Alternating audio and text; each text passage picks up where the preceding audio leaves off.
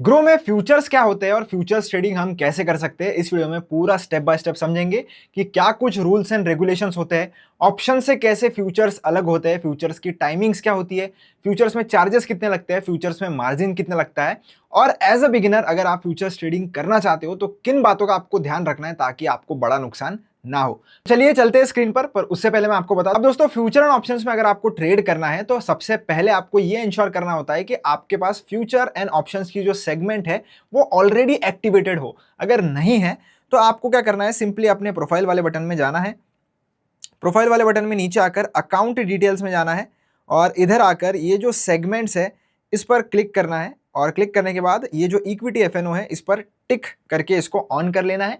आपको 6 महीने की बैंक स्टेटमेंट इधर अपलोड करनी पड़ती है और उसमें एक 10,000 का ट्रांजैक्शन कंपलसरी होना चाहिए तो ही आपका एक्सेप्ट होगा, वरना आपका ये रिजेक्ट हो जाएगा।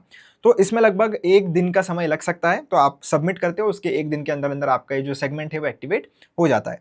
अब जब सेगमेंट एक्टिवेट हो जाए आपको इधर एफएनओ वाले सेक्शन में आ जाना है और इधर आने के बाद आप थोड़ा नीचे स्क्रॉल करोगे तो आपको इधर top traded index futures, top traded stock futures और टॉप ट्रेडेड कमोडिटी फ्यूचर्स, ऐसे 3 चीज़ें देखने के लिए मिलती है। इसका मतलब क्या है? इसका मतलब ये है कि ये जो फ्यूचर्स है ये आप कमोडिटीज़ में भी ट्रेड कर सकते हो, ये आप इंडेक्स में भी ट्रेड कर सकते हो और ये आप स्टॉक्स में भी ट्रेड कर सकते हो। बट ये तीनों चीजों में अगर हम इसको ट्रेड कर सकते हैं तो एक्चुअली फ्यूचर्स है क्या? तो दोस्तों फ्यूचर्स एक टाइप का डेरिवेटिव कॉन्ट्रैक्ट होता है। अभी जैसे 3 अलग अलग चीजों में हम ट्रेड कर पा रहे हैं। अब ये जो फ्यूचर्स है इनकी खुद की कोई वैल्यू नहीं होती, इनकी जो वैल्यू होती है वो डिराइव होती है इनके अंडरलाइंग एसेट से। मतलब क्या? मतलब अगर मैं किसी निफ्टी 50 के फ्यूचर में ट्रेड कर रहा हूं तो उसका जो वैल्यू होगा वो निफ्टी 50 से डिराइव होगा। अगर मैं किसी बैंक निफ्टी के फ्यूचर में ट्रेड कर रहा हूं तो उसकी वैल्यू बैंक निफ्टी से डिराइव होगी। वैसे ही अगर आप किसी स्टॉक के फ्यूचर में ट्रेड कर रहे हो तो उसकी भी वैल्यू जो है वो स्टॉक से रिलेटेड होगी। तो इसी प्रकार से फ्यूचर्स काम करते हैं। अब मान लीजिए कि आपको निफ्टी 50 में ट्रेड करना है। अब आप इसमें बाय साइड का भी ट्रेड ले सकते हो, आप इसमें सेल साइड का भी ट्रेड ले सकते हो। मतलब अगर आपको लगता है कि मार्केट बुलिश है और ऊपर की तरफ जा सकता है तो आप बाय साइड का ट्रेड ले सकते हो, और अगर आपको लगता है कि मार्केट नीचे गिर सकता है या बेरिश मोमेंटम दे सकता है तो आप सेल साइड का भी ट्रेड ले सकते हो, जिसको हम शॉर्ट सेलिंग भी बोलते हैं। तो आप वो फ्यूचर्स में दोनों कर सकते हो, फ्यूचर्स बाइंग भी कर सकते हो, फ्यूचर्स सेलिंग भी कर सकते हो। आई होप आपको यहां पर क्लैरिटी मिल गई होगी। अब हम ये समझते हैं कि जो फ्यूचर्स है इसमें लीवरेज कैसा मिलता है। तो दोस्तों ये जो फ्यूचर आपका होता है ये काफी हाईली लिवरेज्ड होता है।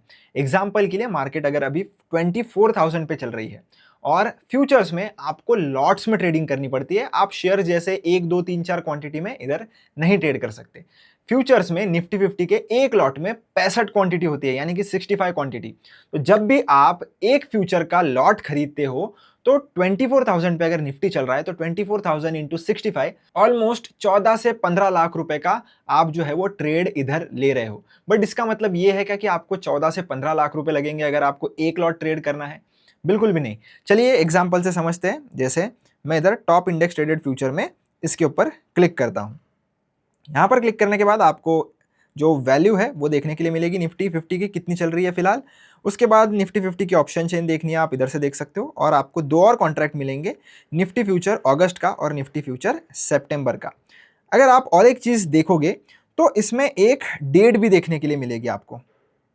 तो ये जो डेट होती है वो डेट है जिस डेट पर ये पर्टिकुलर कॉन्ट्रैक्ट जो है वो एक्सपायर होगा। अब ये जो फ्यूचर्स होते हैं वो एक्सपायर होते हैं, मतलब जो भी डेट इधर लिखा हुआ है उस डेट पर ये फ्यूचर कॉन्ट्रैक्ट जो है वो खत्म हो जाएगा, नल एंड वॉइड हो जाएगा। उसके बाद आप इसमें ट्रेड नहीं कर सकते, ना आप इसको होल्ड कर सकते हो। तो आपको उसी हिसाब से प्लान करना है। और जो महीना फिलहाल चल रहा है, जैसे कि अभी जुलाई का महीना चल रहा है, तो जुलाई, उसके बाद अगस्त और उसके बाद सितंबर, ऐसे 3 महीने के फ्यूचर्स में ही आप ट्रेड कर सकते हो। उसके बाद में नहीं कर सकते, उसके पहले वाले में नहीं कर सकते। अभी जैसे जुलाई का जो फ्यूचर का कॉन्ट्रैक्ट है वो 28 जुलाई को खत्म हो जाएगा और फिर अगले दिन जो है आपको अक्टूबर का जो कॉन्ट्रैक्ट है वो ओपन होता हुआ दिख जाएगा। तो ये इसी तरीके से काम करता है। एक कॉन्ट्रैक्ट एक्सपायर होता है तो उसके अगले महीने का, जो सितंबर के बाद के महीने का जो कॉन्ट्रैक्ट है वो ऑटोमेटिकली ओपन हो जाता है। तो ऐसे कॉन्जिक्यूटिव 3 मंथ्स के फ्यूचर्स में आप ट्रेड कर सकते हो। तो मोस्टली आपको सबसे ज्यादा वॉल्यूम जो महीना चल रहा है उसी में मिलता है, उससे थोड़ा कम अगले महीने में मिलेगा और उससे थोड़ा और कम आपको उसके अगले महीने में मिलेगा। तो आपके पास बाय और सेल दोनों बटन है। अगर बाय करना चाहते हो तो बाय पर क्लिक करिए, सेल करना चाहते हो तो सेल पर क्लिक करिए। और इसका चार्ट अगर आप एक बार देखना चाहते हो तो ये वाला बटन है, इस पर क्लिक करके आप इसका चार्ट भी देख सकते हो और बाय और सेल का बटन आपको इधर भी मिल जाएगा। चलिए क्लिक करते हैं इधर बाय के ऊपर। बाय पर मैंने क्लिक किया, बाय पर क्लिक करने के बाद डिलीवरी और इंट्राडे वाला आपके पास ऑप्शन है। मतलब आप इसको चाहो तो एक दिन से ज़्यादा भी होल्ड कर सकते हो, जब तक एक्सपायरी नहीं हो जाती तब तक आप बिल्कुल होल्ड कर सकते हो। और अगर इंट्राडे में ट्रेडिंग करना चाहते हो तो वो भी आप कर सकते हो, बट इंट्राडे और डिलीवरी में कोई भी आपको अब और मार्जिन बेनिफिट नहीं मिलता, क्योंकि ये प्रोडक्ट जो है वो ऑलरेडी बहुत ही हाईली लिवरेज्ड है। तो चाहे आप इंट्राडे में करिए, डिलीवरी में करिए, आपको चार्जेस सेम ही लगने वाले हैं। और एक लॉट में 65 क्वांटिटी है, जो कि इधर लिखा भी हुआ है, तो अगर आप प्लस पर दबाते हैं तो ये 2 लॉट में शिफ्ट हो जाता है और क्वांटिटी उस हिसाब से एडजस्ट हो जाती है।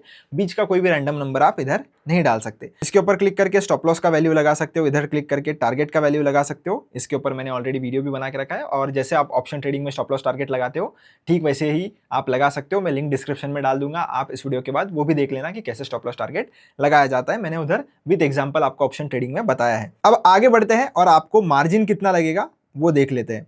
तो इस पर्टिकुलर ट्रेड को लेने के लिए, यानी कि एक लॉट को लेने के लिए, जुलाई महीने के फ्यूचर लेने के लिए मुझे चाहिए लगभग 1.25 लाख रुपए। और इस पर मुझे चार्जेस कितने लगेंगे, तो अप्रॉक्स रिक्वायर्ड पर क्लिक करिए, आपको इधर चार्जेस कितना लगेगा वो भी लिखा हुआ है। बट ये जब आप ट्रेड ले रहे हो तब के चार्जेस है, जब आप ट्रेड एग्जिट करने जाओगे तो तब अलग से चार्जेस आपसे लिए जाते हैं। तो इतना मार्जिन जो है वो आपके पास होना चाहिए, जो कि बहुत कम है कंपेयर टू जितना ट्रेड आप ले रहे हो। आपको ये चीज समझनी पड़ेगी कि आप ट्रेड ले रहे हो 14 से 15 लाख रुपए का, तो अगर 1% भी अगर निफ्टी गिरता है तो आपको लगभग 14 से 15 हजार का नुकसान भी हो सकता है। बट वो जो कैलकुलेशन होता है कि आपको कितना प्रॉफिट हो रहा है और कितना लॉस हो रहा है, वो होता है इस अमाउंट को लेकर। तो आपको वो जो अमाउंट है वो और थोड़ी बड़ी देखने के लिए मिलेगी, और आप इतना ही पैसा लगाकर जो है वो 14 से 15 लाख के कैपिटल से ट्रेड कर रहे हो, ऐसे मान के चल सकते हो। तो इसीलिए इसमें जब मोमेंटम आता है तो आपको प्रॉफिट भी बहुत तेजी से मल्टीप्लाई होते हुए दिखता है, और जब लॉस होता है वो भी बहुत तेजी से आपको बड़ा होते हुए दिख सकता है।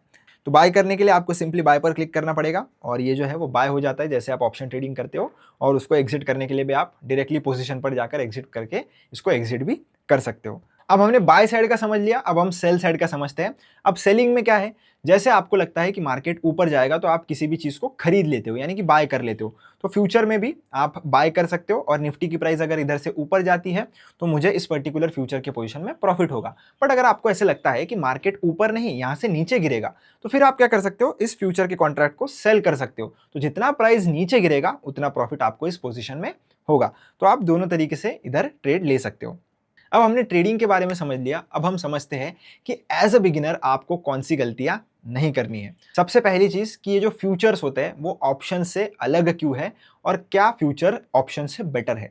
तो दोस्तों, आपको जो मार्जिन है वो फ्यूचर्स में बहुत ज्यादा लगती है। अगर आप एक लॉट ऑप्शन का ट्रेड करने जाओगे तो 10,000 के अंदर आप इजीली कर सकते हो, बट फ्यूचर का एक लॉट ट्रेड करने के लिए आप पकड़ कर चलिए कि आपके पास एटलीस्ट 2 से 3 लाख रुपए होने ही चाहिए।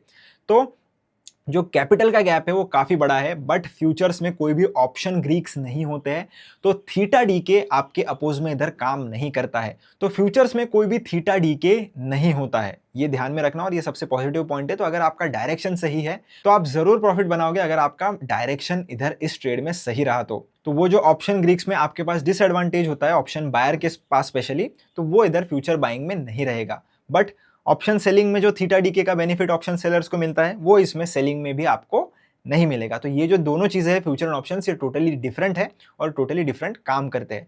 और एज अ बिगिनर आप इसमें ट्रेड करने का सोच रहे हो तो आपको बहुत ज्यादा कैपिटल लगेगा।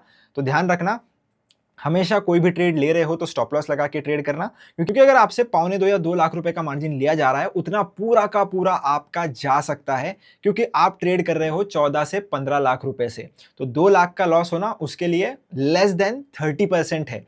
तो इतना लॉस तो आप बहुत ही इजीली कर सकते हो। तो हमेशा इसलिए स्टॉप लॉस लगा के आपको ट्रेड करना है, और हमेशा अपना रिस्क जो है वो पहले ही एनालाइज करना है कि इस ट्रेड में कितना हो सकता है, और उसी के बाद ट्रेड करना है। क्योंकि फ्यूचर एंड ऑप्शंस में लोग बर्बाद इसीलिए होते हैं क्योंकि वो स्टॉप लॉस नहीं लगाते, और ये इतना हाईली लीवरेज्ड होता है कि आपका अकाउंट वॉश होने में कुछ मिनट ही लगते हैं।